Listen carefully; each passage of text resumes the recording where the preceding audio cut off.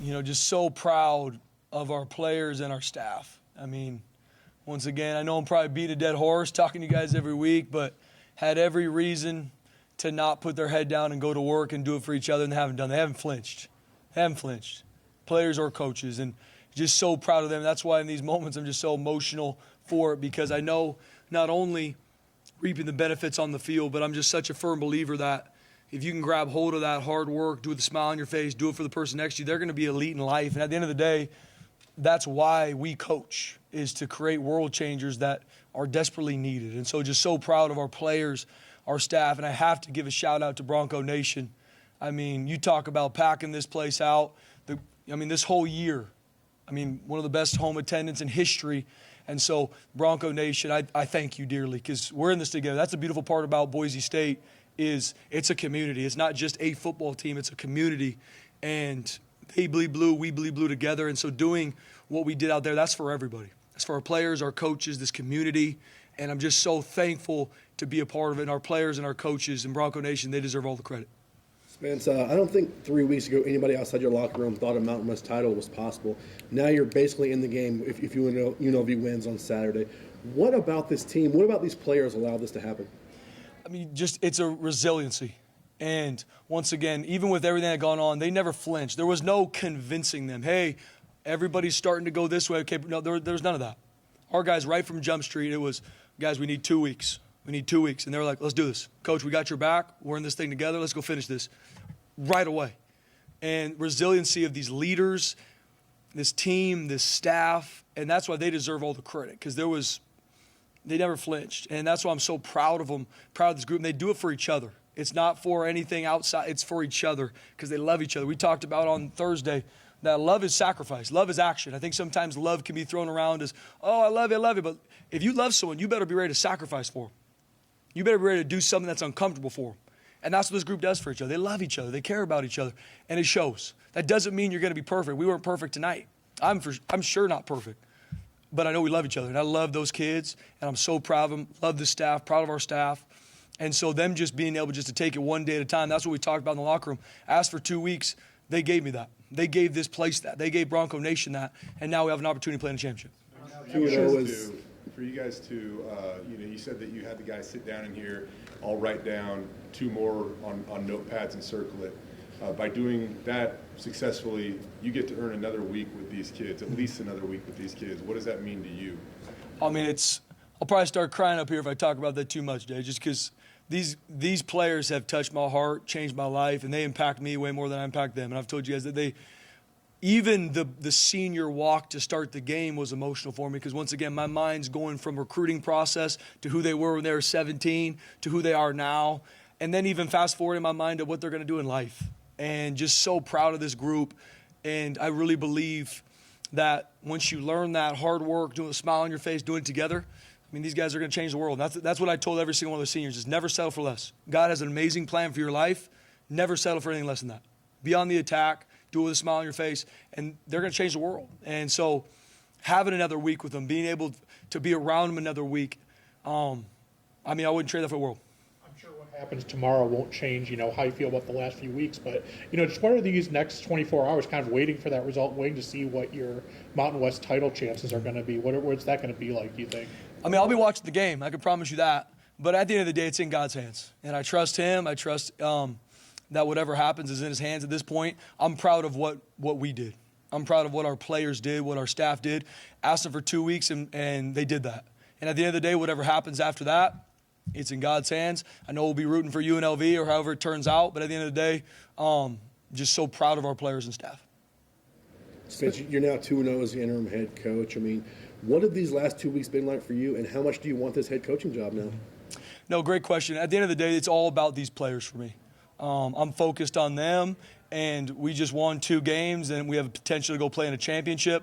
So that's my number one focus. At the end of the day, it's been amazing because I'm around these players. That's what makes this job amazing, is these kids, this staff, this place. It has nothing to do with, I'm the head coach now, so that's why I like. No, it's another opportunity to impact these young men and them impact me. And at the end of the day, whatever happens after that, once again, I trust the Lord. I love these kids. I love this place. Very passionate about that. And that's my focus. We saw Saw you crowd surfing in the locker room. What was that moment like? I was hoping they didn't drop me. I'll be like, no, at the end of the day, man, like I said, I'm probably beating a dead horse, but I get emotional because of how much I love these players. And my mind goes places because I think about what they've done for this place, and once again, what they've done for me, what they've done for my family. And so in those moments, seeing the smile on their face, all the work they put in, all the work that they put in to get to that point, seeing that joy in their face, that's what is just so rewarding for me.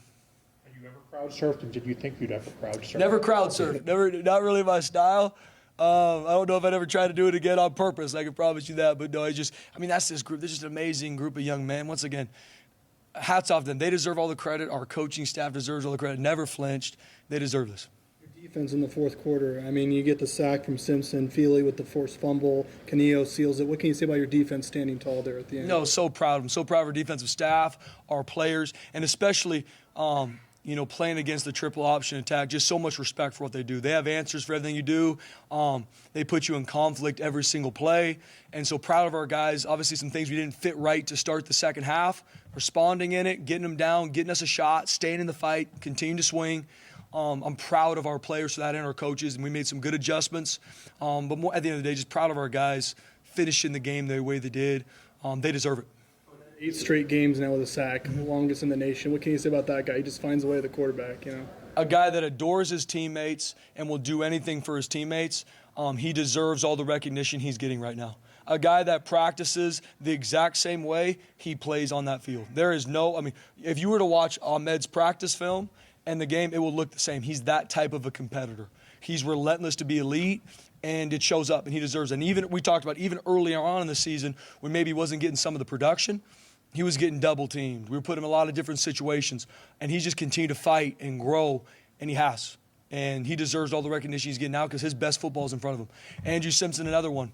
Got banged up earlier on the year, kept fighting, working to get healthy. And he's worked to take over games these past 4 or 5 weeks, and he's done a great job with it, even with a broken hand. Ashton had 100 yards rushing, 100 yards receiving. Only the 6th time this has happened in program history.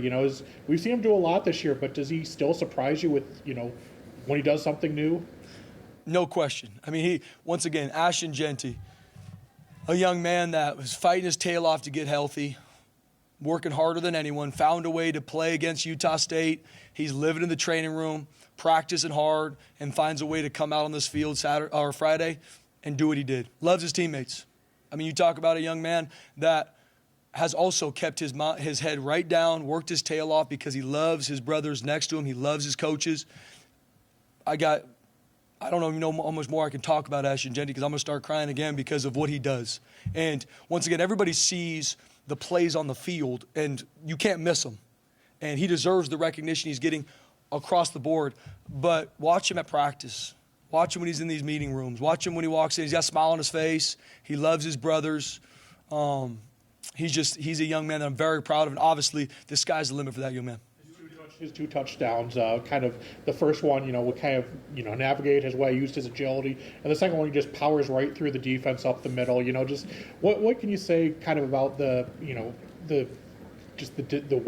different things he can do and just score in multiple ways? That's the thing about Ashton.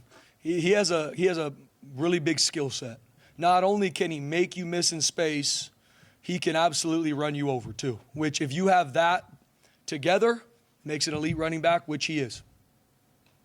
You look at the Doak Walker Award, which goes to the best running back in college football. They released their finalist list. There's like 10 guys on there, and Ashton Jeanty's name was not one of them this week. I don't even feel like I can ask if he's one of the 10 best. Is he the best running back in college football? I watch a lot of tailbacks. I watch Ashton Jeanty every day. Absolutely he is. He deserves to be on that list. I don't know why he's not. He missed 2.5 games, but the production he has, he's leading all college football in yards from scrimmage. Why he's not on that list, I can't answer that, but he deserves to be on there, without question. Talon responded really well from a couple turnovers, especially the one in the first half. He threw a pick, but then led the team right back down there in that first half. Mm-hmm. What can you say about the resiliency of that kid just coming back, So proud of Talon. And once again, this season has not gone exactly the way Talon's wanted it to go. But once again, a guy that comes to practice every day, walks in the meeting room with a smile on his face. Coach Hampton's done a great job with him, working with him, growing him, and he has. And not only that, he's grown in how he's leading this team too. And he's doing with it a smile on his face. He's doing it the right way. A guy that continually works to get better every single week. And so seeing him come back from a couple turnovers and continue to lead his team, make big-time throws, step up in the pocket, so proud of him. So proud of our offensive staff. Our offensive line did a great job again tonight. So just proud of the plan we put together and obviously made the plays when we needed to. The defense. And, I feel like early in the season you guys kind of lacked, game-changing type of plays. And now Andrew's got 13 tackles for loss in the last 6 games. Ahmed's had a sack in 8 straight games. Braxton Philly has 3 forced fumbles in the last 2 games. What is allowing this type of big game-changing play type production from these guys all of a sudden? These guys are on the attack, and I can take zero credit for it. It's not, we changed this play call and we're doing this. We're obviously making adjustments when we need to, and we're making sure we're putting them in the right spot. But these guys are practicing with a certain mentality, and then when it goes to game time, they're on the attack. And when you do that consistently, the production is right there, and they've done that together. Once again, even at this point in the season, he's week 12. These guys are banged up. Ahmed's got tape on every joint of his body. Drew's got a broken hand. Still practicing, still working at it, doing it together, doing it for their brother next to him. And the production is a byproduct of the work they put in, and that's why the recognition they're getting, they deserve it. Those kids deserve it. They're on the attack, and they're both of them the best footballers in front of them. How key was Alexander Tudor's performance against the triple option tonight? Huge.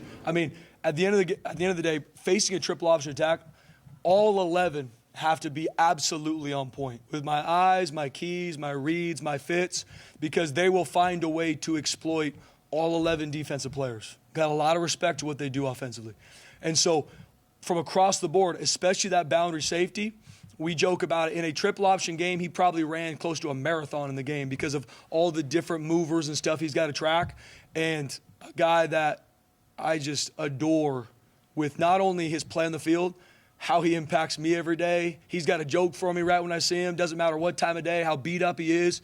He's going to put a smile on my face. He's going to put a smile on his teammate's face. And once again, he's going to go out to practice and work his tail off. And he's going to have a fun time doing it.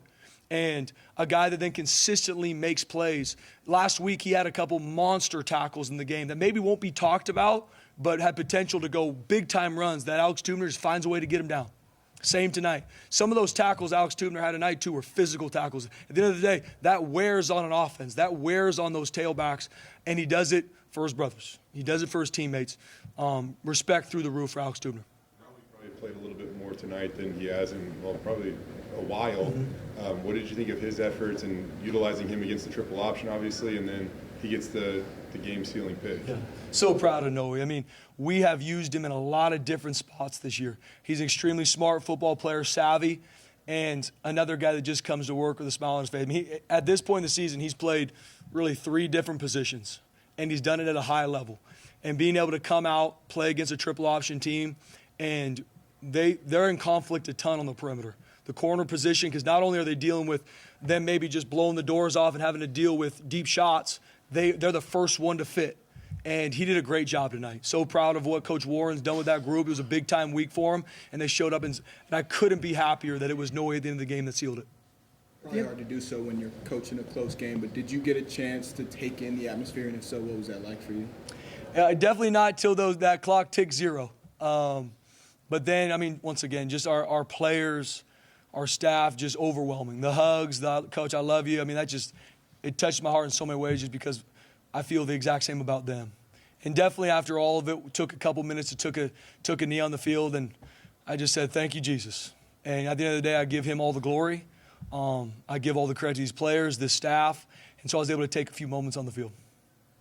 First half there was a timeout. Were you guys wanting to try to get the ball back there that kind of allowed them to get that field goal at the end? Yeah, it's a situation I want to continue to look at. There was a couple different thoughts from our staff is trying to get the ball back. Were they going to try and just use the time to create a Hail Mary? And so definitely something I'll look at to see how we can play that better so we don't give up 3 points. And at the end of the day, it was 4th and 9. We defensively, you give us 4th and 9, we got to win that every time. So, but definitely a situation I want to continue to look at.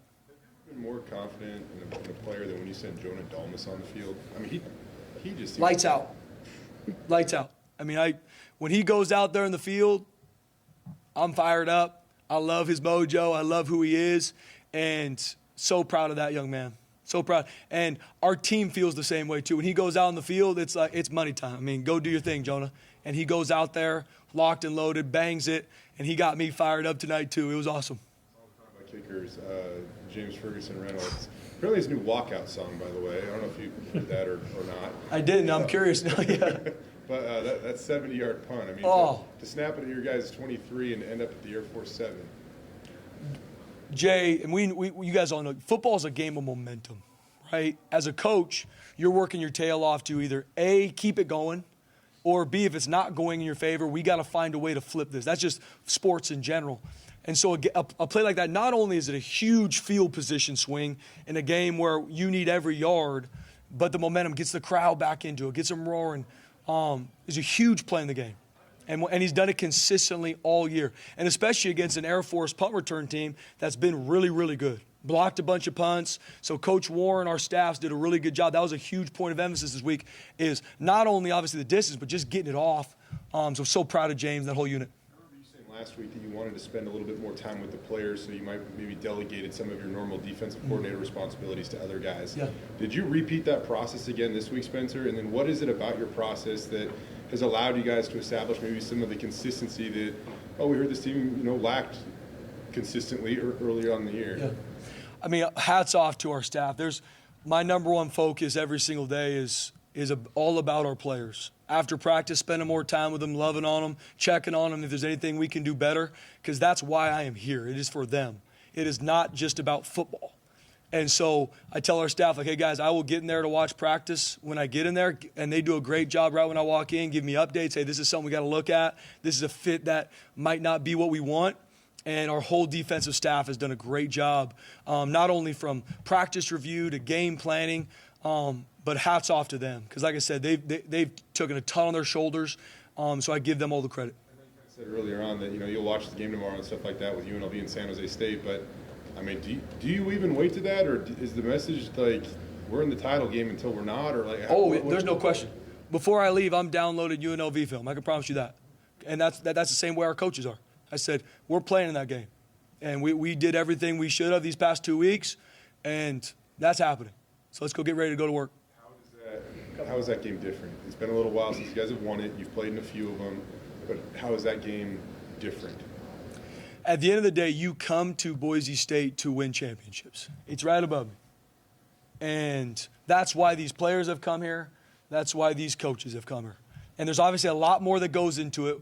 We're judged off 12 nights a year that hopefully turns into 13 and 14. But at the end of the day, football-wise, that's why you come. And that's what I told them. That's why they came to Boise State.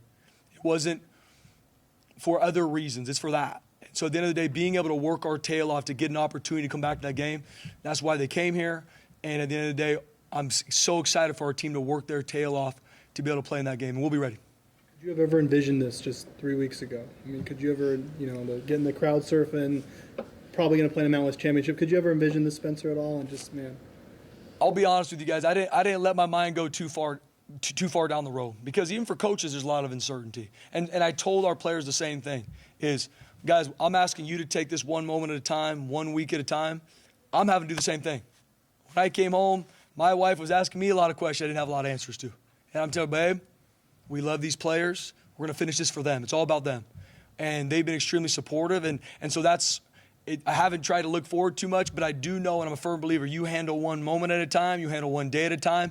The results are a byproduct of that. These 2 wins are a byproduct of our players and our staff taking it one moment at a time, one practice at a time, one day at a time, and then little by little, here we are 2-0 and got a shot to go play in a championship. Got one more, is that okay? Mm-hmm. And He gets it good. It's about recruiting. I know it's a delicate topic. I don't know if maybe it's happened, but you guys have also landed a couple of verbal commits, at least on social media, that's what it appears, while you have the interim tag. How is that happening? Guys, I'll be honest with you. These young men call our staff, call me and say, Coach, I'm watching what's going on. I want to be a part of it. Family, same way. Coach, we want to be a part of it. We believe in what you guys are doing. We're in. And I said, come on, let's roll. Because these are young men that we've obviously been recruiting, we've known about, that we know fit this place, that fit this culture, that fit this community. And them being all in, even with this uncertainty, they belong here. And so I said, let's go. Let's go to work. and it's been exciting. Got a couple more coming too, hopefully. Anything else? All right, thank you all. I appreciate you guys a ton. God bless you guys. Have a good Saturday.